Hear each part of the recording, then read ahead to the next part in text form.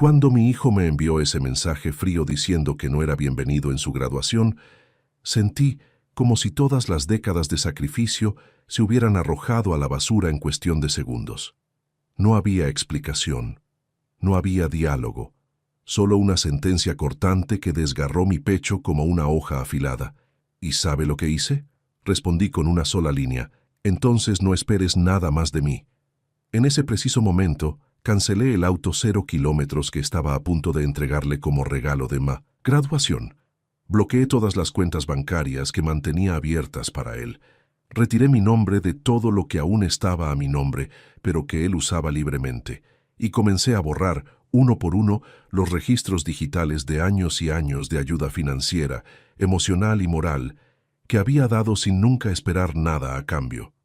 Antes de continuar con la historia, no olvides suscribirte y comentar desde dónde estás viendo este video, porque lo que voy a contar aquí no se trata solo de dolor. Se trata de dignidad, de límites y del momento exacto en que un hombre decide que no será más el felpudo de nadie, ni siquiera de su propio hijo. Mi nombre es Raúl Ignacio Figueroa. Tengo 55 años y pasé la mayor parte de mi vida adulta construyendo algo sólido, no solo para mí, sino principalmente para él. Sebastián, mi único hijo. Crié a ese niño prácticamente solo después de que mi exesposa decidiera que la maternidad no era compatible con la carrera de modelo que tanto soñaba. Ella se fue cuando él tenía apenas 4 años. Dejó una carta genérica sobre encontrarse a sí misma y nunca regresó de verdad. Podría haberme derrumbado. Muchos hombres se derrumbarían, pero no me derrumbé. Trabajé el doble, el triple, despertando antes del amanecer para asegurarme de que Sebastián tuviera todo lo que necesitaba. Y más que eso, todo lo que deseaba. Nunca supo lo que era pasar necesidad. Nunca supo lo que era escuchar un no cuando pedía algo razonable. Y mira, no me arrepiento de eso, o al menos no me arrepentía hasta que llegó ese mensaje. Durante años, fui el padre presente en las reuniones escolares, el padre que llevaba a los partidos de fútbol los sábados, el padre que ayudaba con la tarea, incluso después de un día agotador en la oficina. Yo era ingeniero civil, trabajaba en una empresa de construcción respetable en Ciudad de México, pero también hacía trabajos freelance los fines de semana para complementar los ingresos. Todo para que él estudiara en las mejores escuelas privadas, tuviera clases de inglés, de música, de natación. Todo. Sebastián siempre fue un niño inteligente, brillante de hecho. Sus calificaciones eran impecables, los profesores siempre elogiaban su capacidad analítica, su madurez precoz. Me sentía inmensamente orgulloso de eso. Veía en él el reflejo de mi esfuerzo, sí, pero también veía potencial genuino. No era solo el hijo de Raúl, era Sebastián Figueroa, un joven con un futuro brillante por delante. Cuando llegó el momento de elegir universidad, él quería estudiar arquitectura en la UNAM, una de las instituciones más prestigiosas del país. Lo apoyé completamente. Incluso, utilicé mis contactos profesionales para conseguir pasantías y oportunidades que facilitarían su entrada al mercado laboral más adelante.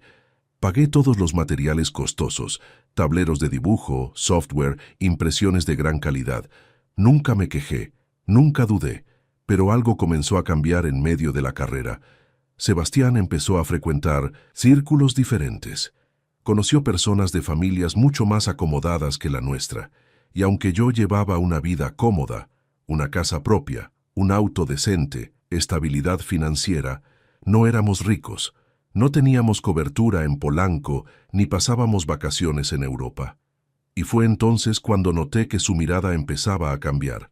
Al principio eran comentarios sutiles. «Papá, ¿por qué no cambias de auto? Ese modelo ya está desfasado». O «¿No crees que nuestra casa necesita una remodelación más moderna?» Yo reía, pensaba que era solo una fase. Al fin y al cabo, los jóvenes quieren impresionar a sus amigos, quieren encajar. Es normal, pero los comentarios se volvieron menos sutiles y más crueles. Para entender completamente cómo llegué a ese punto de quiebre, necesito retroceder un poco más en el tiempo. Necesito contar quién era yo antes de ser solo el padre que no era bienvenido en la graduación. Nací en una familia humilde en Oaxaca. Mi padre era albañil, mi madre costurera. Crecí viendo a ambos trabajar hasta que les dolían los huesos para que mis 3 hermanos y yo tuviéramos lo básico. No teníamos lujos, pero teníamos dignidad, y mis padres siempre repetían el mismo mantra: la educación es la única herencia real que podemos dejarles. Me lo tomé en serio. Estudié con pasión durante toda la adolescencia. Me despertaba a las 5 de la mañana para ayudar a mi padre en algunas obras antes de ir a la escuela. Por la noche, me quedaba despierto hasta tarde estudiando a la luz de una lámpara tenue en la pequeña habitación que compartía con mis hermanos. Cuando aprobé el examen de ingreso para Ingeniería Civil en la UNAM, mi madre lloró de alegría.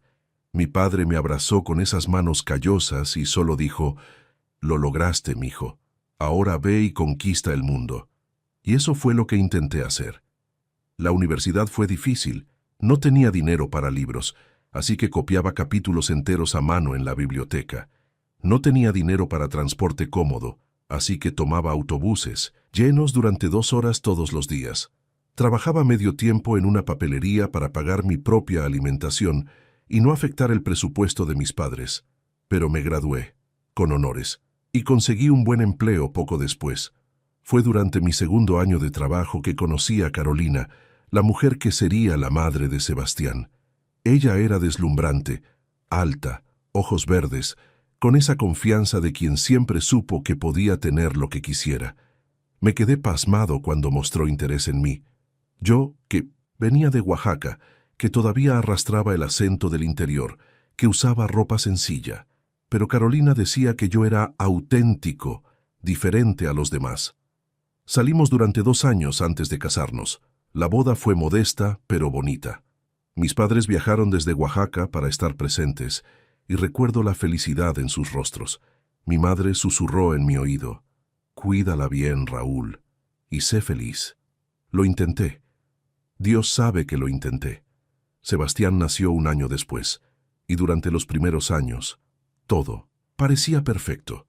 Yo trabajaba mucho. Carolina cuidaba del bebé, teníamos una rutina, pero gradualmente me di cuenta de que ella estaba infeliz. Comenzó a quejarse de que la vida de madre era aprisionadora, que tenía sueños más allá de cambiar pañales y preparar biberones. Quería volver a modelar, hacer castings para comerciales, desfilar en pasarelas. La apoyé. Pagué niñeras para que pudiera ir a los castings. Asumí más responsabilidades en casa. Pero nunca era suficiente. Se frustraba cuando no la elegían. Culpaba a la maternidad por arruinar su cuerpo. Decía que había perdido los mejores años de su carrera. Hasta que un día, simplemente se fue. Dejó una carta sobre la mesa de la cocina. Dijo que necesitaba encontrarse a sí misma, que no estaba lista para ser madre, que me amaba pero no de la manera que yo merecía. Y se fue. Así, sin mirar atrás. Sebastián tenía 4 años y preguntaba durante meses dónde estaba mamá.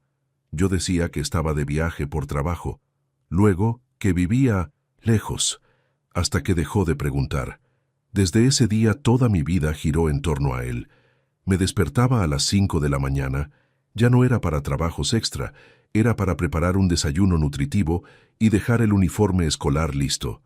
Fines de semana ya no eran para descansar, eran para llevar a Sebastián al parque, al cine, a los cumpleaños de sus compañeros.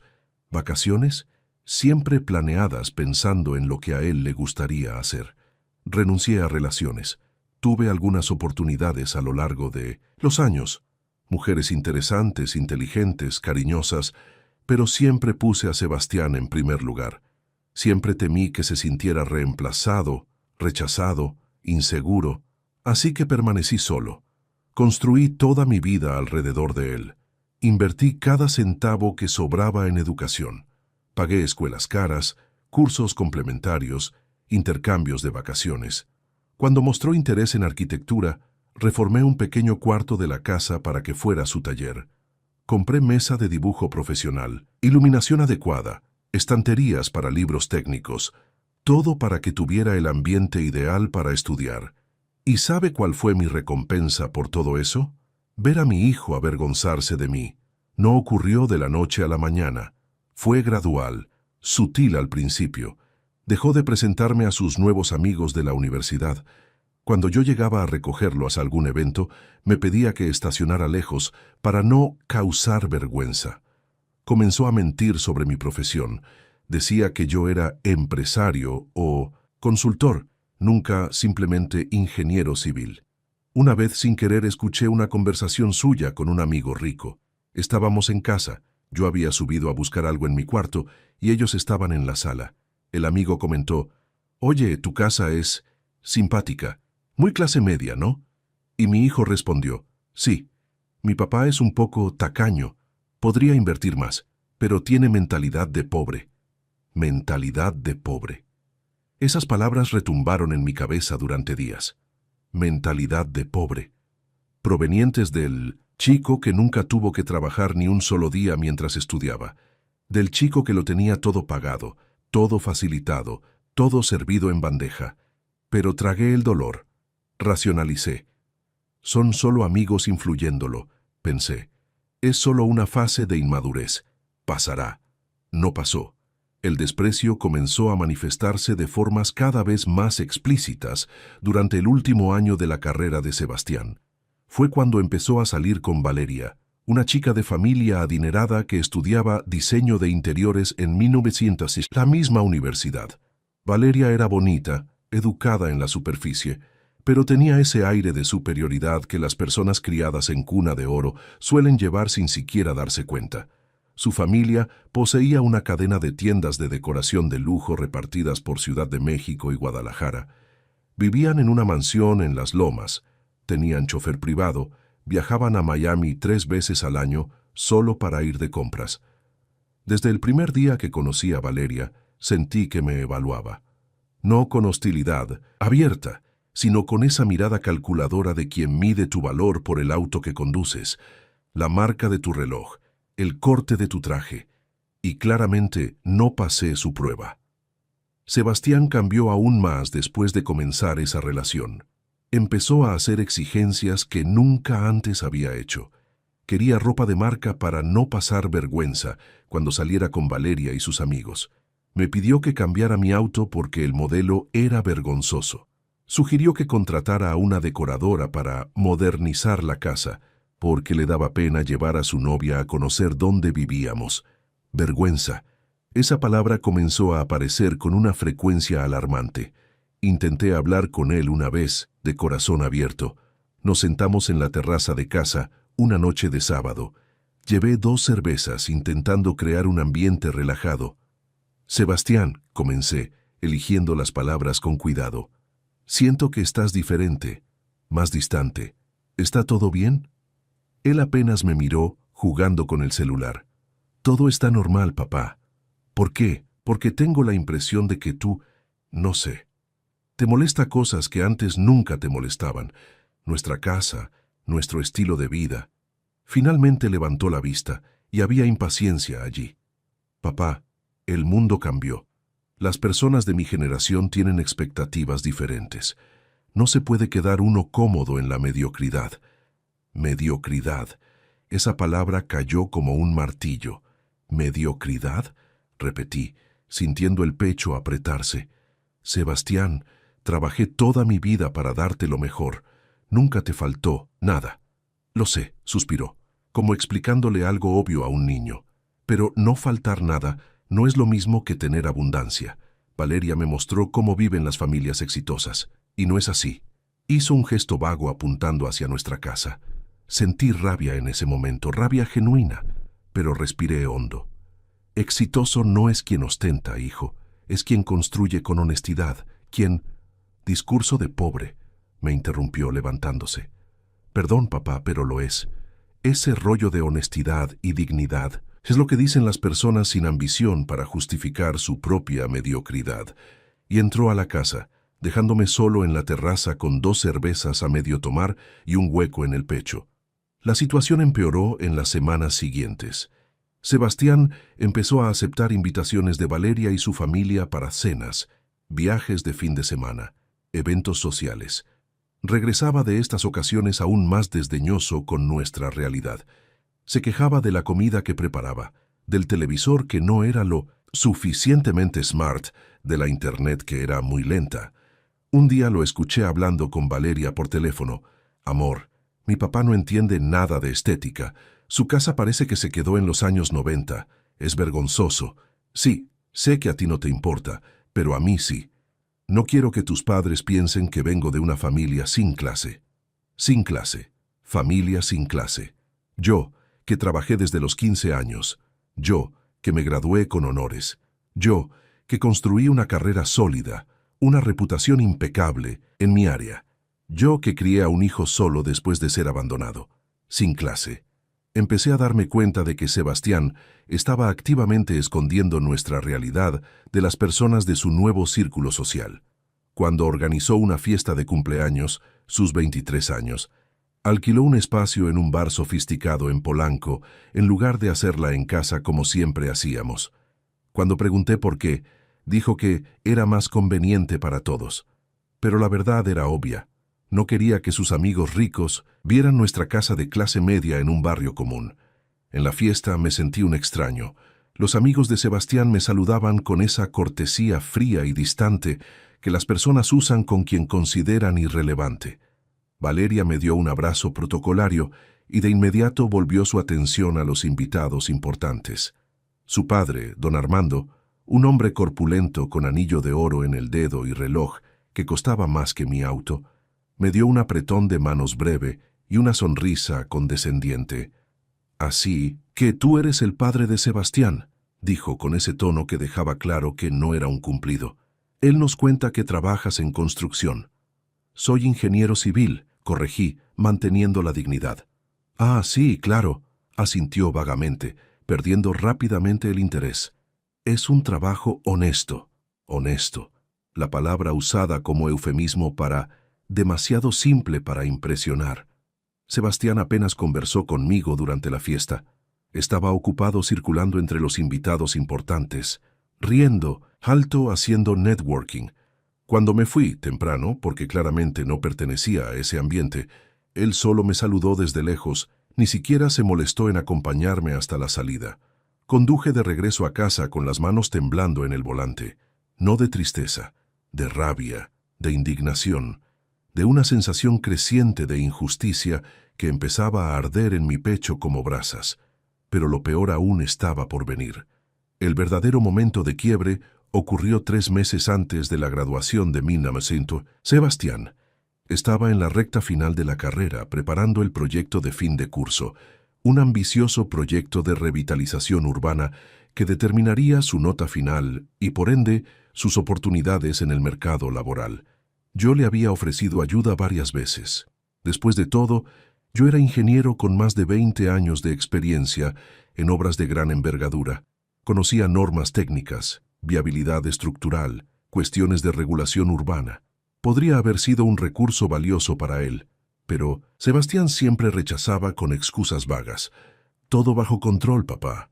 O entonces, arquitectura es diferente de ingeniería, no entenderías la parte conceptual. La verdad, descubrí después, era que le daba vergüenza decir a los profesores y compañeros que había pedido ayuda a su propio padre. Prefirió contratar una consultoría cara, que irónicamente yo pagué, antes que aceptar mi orientación gratuita. Pero eso no fue lo que rompió mi columna. Fue el incidente en la cena de la familia de Valeria. Don Armando y doña Cristina, los padres de Valeria, organizaron una cena formal en su mansión. Era una ocasión importante. Querían conocer mejor a Sebastián y, por extensión, a su familia. Es decir, a mí. Sebastián me llamó 3 días antes, visiblemente incómodo. «Papá, los padres de Valeria están organizando una cena. Es formal. Tú necesitas ir». «Claro», respondí, sorprendido de que me incluyera. «¿Qué día?» «Sábado a las 8. ¿Y papá?» Dudó. «Por favor, haz un esfuerzo. Ponte tu mejor traje. Cuida lo que dices. Estas personas son importantes». Eso me irritó, pero tragué mi orgullo. «Sebastián, sé cómo comportarme en situaciones sociales». Lo sé. Es solo que ellos tienen un estándar diferente al nuestro. Solo no seas demasiado tú mismo, ¿entiendes?» no ser demasiado yo mismo, como si yo fuera un defecto ambulante que debía ser minimizado. El día de la cena me puse mi mejor traje. No era Armani, pero era de buena calidad, bien cortado. Pasé por la barbería, usé un perfume discreto, conduje hasta las lomas con el estómago revuelto de nervios que no debería sentir. ¿Por qué diablos estaba nervioso por cenar con personas con las que salía mi hijo? La mansión era obscena, portón automático, jardín inmenso, fuente de mármol en la entrada. Un empleado uniformado me recibió en la puerta y me guió hasta la sala de estar donde todos ya estaban reunidos. Valeria me saludó con esa sonrisa plástica. Don Armando me dio otro apretón de manos condescendiente. Doña Cristina, una mujer delgada con joyas carísimas, me evaluó de pies a cabeza con mirada crítica antes de ofrecerme la mano delicadamente, como si yo tuviera que besarla. Sebastián estaba sentado en el sofá, tenso como una cuerda de violín. La cena se sirvió en una mesa que fácilmente acomodaba a 20 personas. Había más cubiertos de los que sabía usar, cristalería importada, vajilla que probablemente costaba más que mi salario mensual, camareros sirviendo vinos cuyo nombre ni podía pronunciar. La conversación empezó civilizada. Don Armando habló sobre sus negocios, la expansión de la cadena de tiendas, un viaje reciente a Europa. Doña Cristina comentó sobre la boda cara de una amiga, sobre la remodelación de su casa de playa en Cancún. Entonces don Armando se giró hacia mí. Raúl, Sebastián nos dijo que trabajas en construcción. Debe ser interesante. Tratar con obreros y esas cosas. Respiré hondo. Soy ingeniero civil. Dirijo proyectos de infraestructura de mediana y gran envergadura. Ah, asintió sin real interés. ¿Tienes empresa propia o trabajas para alguien? Trabajo para una firma establecida, pero también hago consultorías independientes. Entiendo. Bebió un sorbo de vino. Entonces, eres asalariado. La forma en que lo dijo, asalariado, cargaba tanto desprecio que sentí mi rostro arder. Sí, respondí firmemente. Un asalariado calificado con 25 años de experiencia. Doña Cristina soltó una risita forzada, como si yo hubiera hecho un chiste malo. «Qué dedicación tan admirable», dijo, pero el tono era cualquier cosa menos admirado. La noche empeoró progresivamente. Hacían preguntas punzantes sobre mi situación financiera, sobre dónde vivía, sobre mi familia de origen. Cada respuesta mía era recibida con sonrisas educadas y miradas cómplices entre ellos. Sebastián no me defendió ni una sola vez. Se quedó sentado, comiendo en silencio, evitando mi mirada. El golpe final vino con el postre. Don Armando, ya visiblemente aburrido de mi presencia, se inclinó hacia adelante y dijo: «Raúl, seré franco contigo porque valoro la honestidad entre hombres. Valeria es nuestra única hija. Invertimos mucho en su educación, en sus conexiones sociales, en su futuro. Cuando ella elija un compañero de vida, esperamos que sea alguien de nivel equivalente». Hizo una pausa, dejando que las palabras flotaran. «Sebastián es un joven talentoso, sin duda, pero ustedes vienen de mundos diferentes, y aunque eso no sea un problema mientras son jóvenes y tienen un noviazgo casual a largo plazo, bueno, usted entiende». Entendí perfectamente. Me estaba diciendo, en mi cara, que yo, y por extensión mi hijo, no éramos suficientemente buenos para su hija. Miré a Sebastián, esperando indignación, esperando que defendiera nuestra dignidad, nuestra familia. Pero mi hijo solo bajó la mirada al plato y permaneció en silencio. Fue en ese silencio ensordecedor que algo dentro de mí se quebró. No por completo, aún no, pero se abrió una grieta profunda, y supe, en ese preciso momento, que nuestra relación nunca sería la misma. Salí de esa mansión con la dignidad que aún me quedaba. Agradecí la hospitalidad con voz firme, estreché las manos necesarias y caminé hasta mi coche con la cabeza erguida. Pero en cuanto me senté en el vehículo y cerré la puerta, las manos comenzaron a temblar incontrolablemente. No encendí el coche de inmediato. Me quedé allí sentado, en el estacionamiento de esa propiedad obscena, procesando lo que acababa de suceder. Mi hijo había permitido que me humillaran. Peor aún, se había avergonzado de mí frente a esas personas. Su silencio había sido más elocuente que cualquier palabra. Conduje de regreso a casa en piloto automático. Entré, dejé las llaves en la mesita de la entrada, aflojé la corbata y me senté en el sofá de la sala. Ese mismo sofá que Sebastián consideraba vergonzoso. Me quedé allí, a oscuras, hasta el amanecer. Algo fundamental cambió esa noche. No fue ira explosiva ni dolor agudo. Fue algo más frío, más profundo. Fue claridad. Claridad de que había criado un monstruo. Claridad de que mis sacrificios no habían generado gratitud, sino expectativa. Claridad de que, para mi propio hijo, yo era un obstáculo social a gestionar, no un padre a honrar. En los días siguientes, Sebastián apenas apareció en casa. Cuando lo hacía, evitaba conversar y se encerraba en su habitación. Yo no forcé el diálogo. Por primera vez en 23 años, no corrí tras él. No pregunté si estaba bien. No ofrecí ayuda. Solo observé. Y al observar comencé a ver patrones que había ignorado durante años. Vi cómo usaba la casa solo como un hotel. Llegaba tarde, salía temprano, nunca contribuía con absolutamente nada. Vi cómo trataba el hogar que había construido con años de trabajo como si fuera un albergue de paso inferior. Vi cómo me hablaba únicamente cuando necesitaba algo, dinero, un favor, la firma de algún documento. Comencé a hacer cuentas, literalmente. Abrí hojas de cálculo en la computadora y empecé a calcular exactamente cuánto había invertido en él a lo largo de los años. Colegiaturas, cursos extras, ropa, electrónica, viajes, material de estudio, mesada generosa que nunca tuvo que ganarse trabajando. El coche que compré usado pero en perfecto estado para que tuviera movilidad. El número final me impactó. Era suficiente para haber comprado 2 apartamentos pequeños.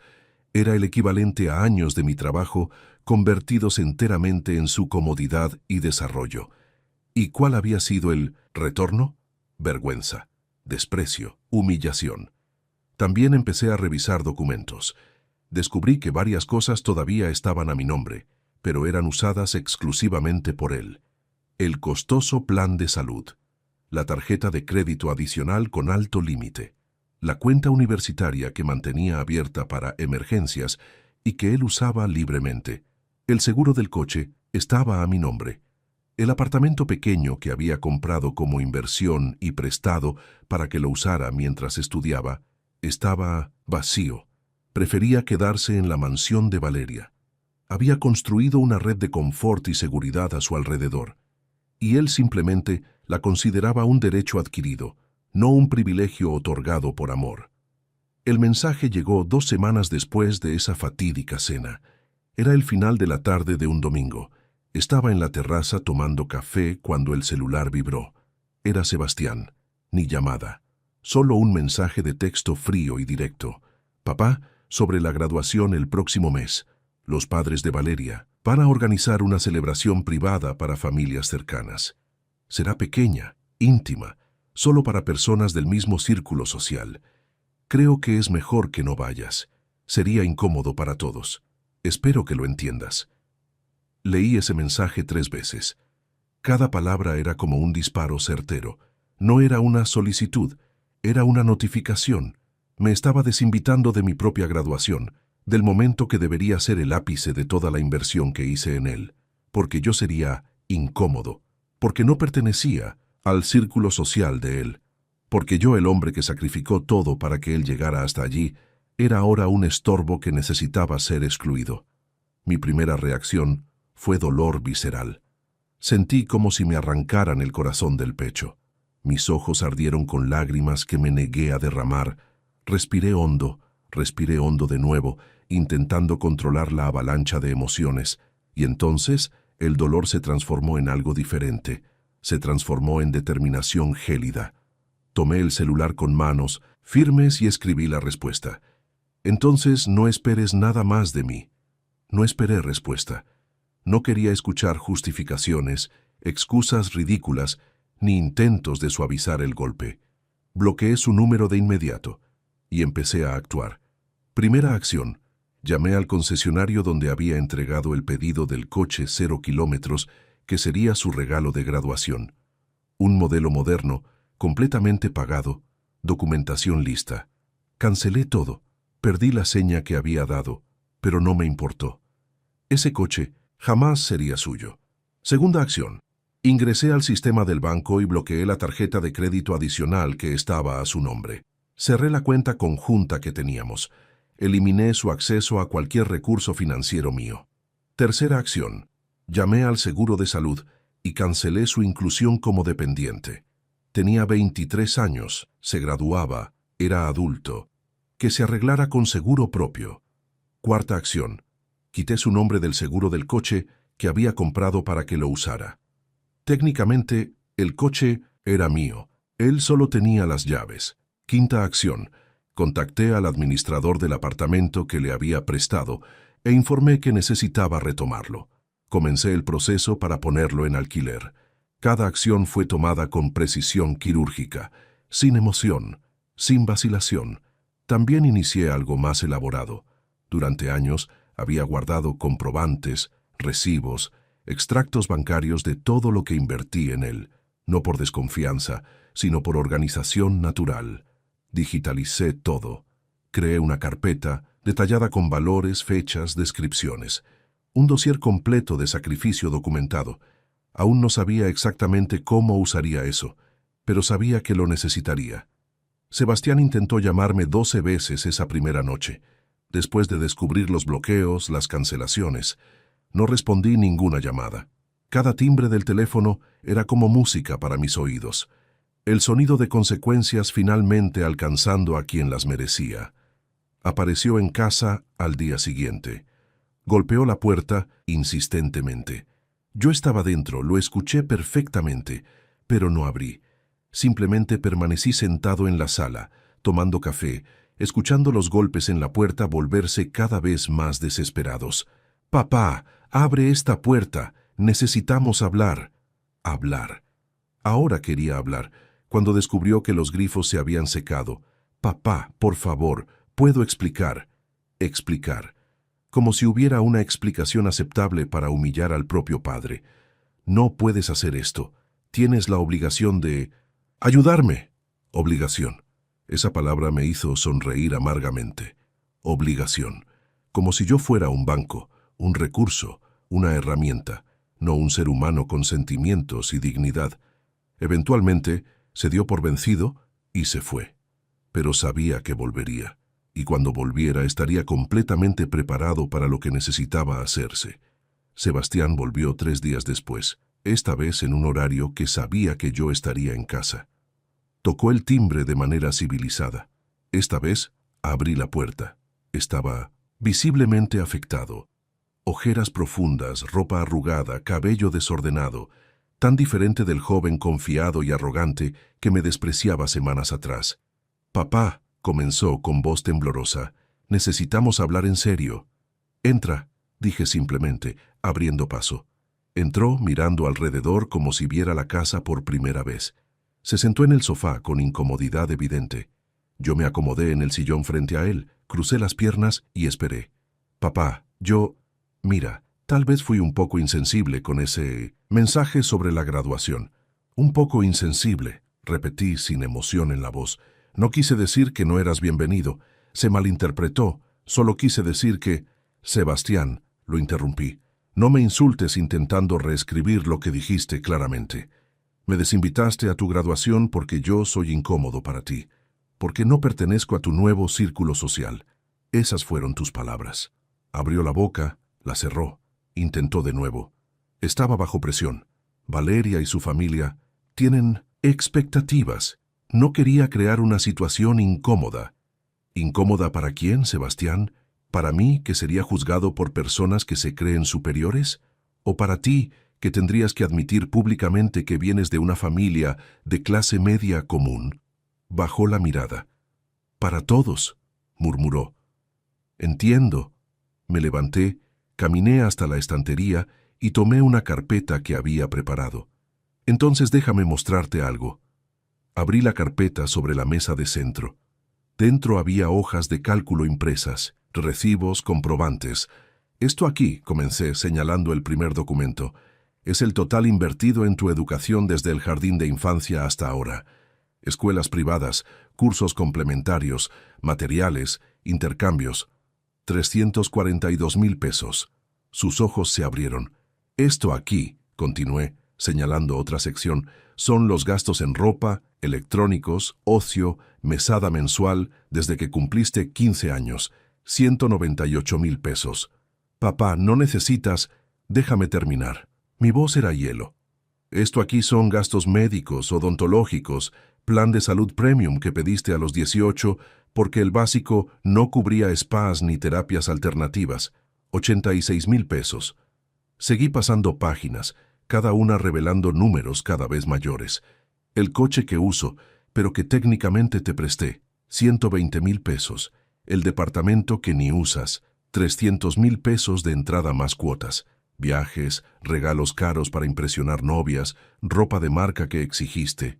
Hice una pausa dramática. El total, Sebastián, supera 1,200,000 pesos. Todo eso invertido en ti durante 23 años. Todo eso trabajando el doble, sacrificando relaciones, renunciando a comodidades personales. Estaba pálido. ¿Y sabes cuál fue mi retorno sobre esa inversión? Pregunté, inclinándome hacia él. Vergüenza, desprecio, ser excluido de tu momento de victoria porque no tengo suficiente clase. Papá, lo siento mucho, Tu disculpa no me interesa, Sebastián. Lo que me interesa es que entiendas algo fundamental. Se acabó. Se acabó el banco ilimitado. Se acabó el apoyo incondicional. Se acabó que yo sea tu lacayo. Lágrimas comenzaron a recorrer su rostro. No puedes hacer esto. Todavía te necesito. Me estoy graduando, voy a empezar mi carrera. Tienes 23 años, corté. Te estás graduando en una universidad excelente. Eres inteligente, talentoso.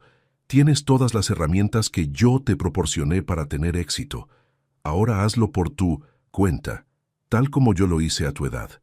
Pero papá, el departamento, el coche, el departamento es mío y será alquilado. Las ganancias irán a mi jubilación, que descuidé durante años invirtiendo en ti. El coche también es mío y ya lo puse a la venta. Su dinero irá a una reforma de la casa que tú consideras tan vergonzosa. ¿Y el regalo de graduación?, preguntó con voz débil. Sonreí sin humor. Tu regalo de graduación, hijo mío, es una lección valiosa que ninguna universidad enseña. La dignidad no se compra, y las personas no son recursos desechables. ¿Querías deshacerte de mí? Felicidades, lo lograste. Se desplomó entre sollozos, intentando abrazarme. Di un paso atrás. No, dije firmemente. Ya no tienes ese derecho. Ahora sal de mi casa. Papá, por favor, puedo cambiar. ¡Sal! El grito resonó por la sala. Sebastián saltó sobresaltado. Me miró con esos ojos rojos de llanto y finalmente entendió que hablaba en serio. Se arrastró hasta la puerta, se detuvo en el umbral, se volvió una última vez. ¿De verdad no vas a ir a mi graduación? No solo no voy, respondí calmadamente, sino que tengo un compromiso mucho mejor ese día. He planeado un viaje a Oaxaca.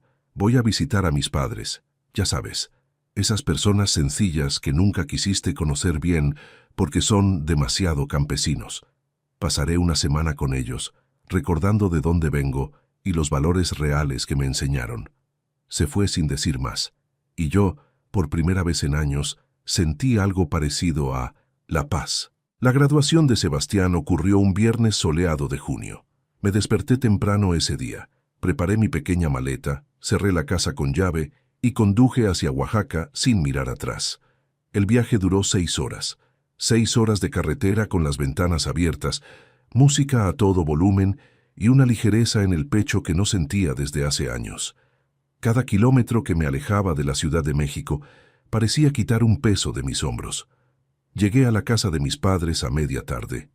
La casita, sencilla, pintada de azul deslavado, con un pequeño jardín lleno de flores que mi madre cuidaba con esmero. Mi padre estaba en la veranda, reparando una silla vieja porque todavía le quedaban años de uso. «¡Raúl!», gritó mi madre al verme, corriendo para abrazarme con esa fuerza sorprendente que tienen las mujeres pequeñas de 70 años. «Mi hijo, qué sorpresa tan buena».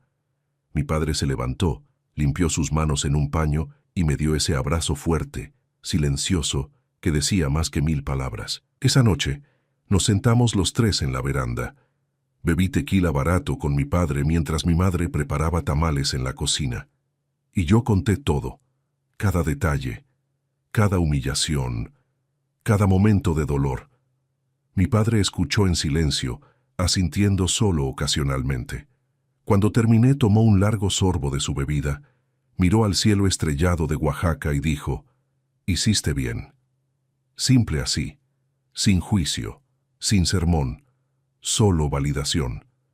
«Sabes, Raúl», continuó, «cuando eras niño tenía tanto miedo de no suficiente a ustedes.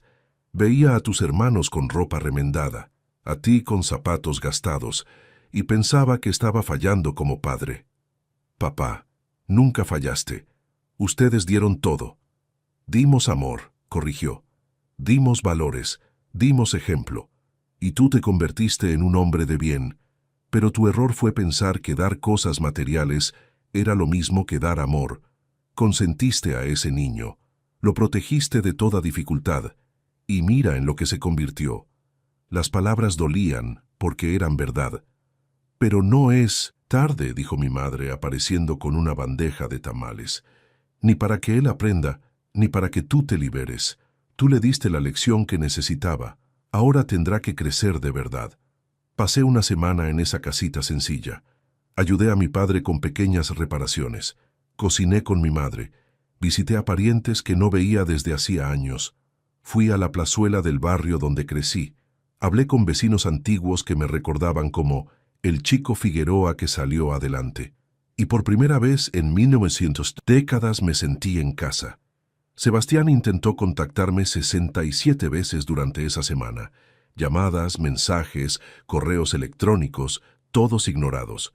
Mis padres preguntaron si no debería al menos escuchar, pero negué con la cabeza. Él necesita sentir el peso de lo que hizo. Si cedo ahora, la lección no entrará. El último día en Oaxaca, sentado en la veranda con mi padre al amanecer, finalmente leí los mensajes. Eran progresivamente desesperados. «Papá, la graduación fue horrible sin ti. Los padres de Valeria preguntaron dónde estabas. Mentí y dije que estabas enfermo». Terminé con Valeria. Dijo que yo era demasiado problemático después de que cancelaron mi tarjeta de crédito. «Papá, lo arruiné todo. Por favor, respóndeme». Tenías razón sobre todo. Sonreí amargamente con el último mensaje. Claro que tenía razón, pero él solo lo comprendió cuando las consecuencias tocaron su puerta.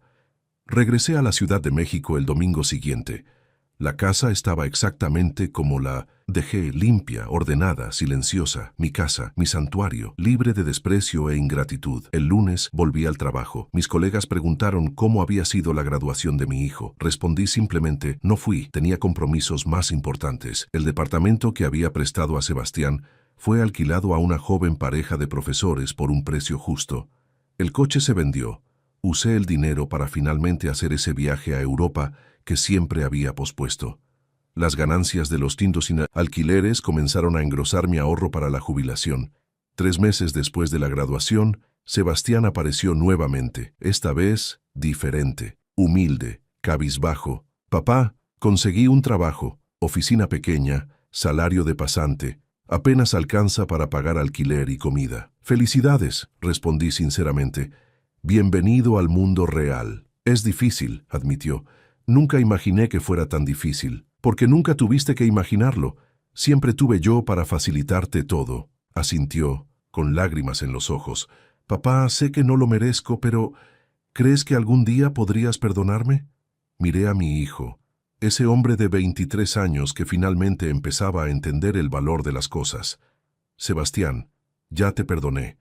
El perdón es para mi propia paz, pero reconstruir confianza, reconstruir respeto, eso llevará años, si es que llega a ocurrir. Trabajaré para eso», prometió. «Te demostraré que he cambiado». «No me lo demuestres a mí», respondí. «Demuéstratelo a ti mismo. Sé el hombre que intenté enseñarte a ser, no el que esas personas quisieron que fueras». Ese día se fue diferente. No sé si el cambio era genuino o temporal. Honestamente, ya no importaba. Yo había hecho mi parte, había criado, educado, invertido, y cuando fui irrespetado tuve el valor de establecer límites.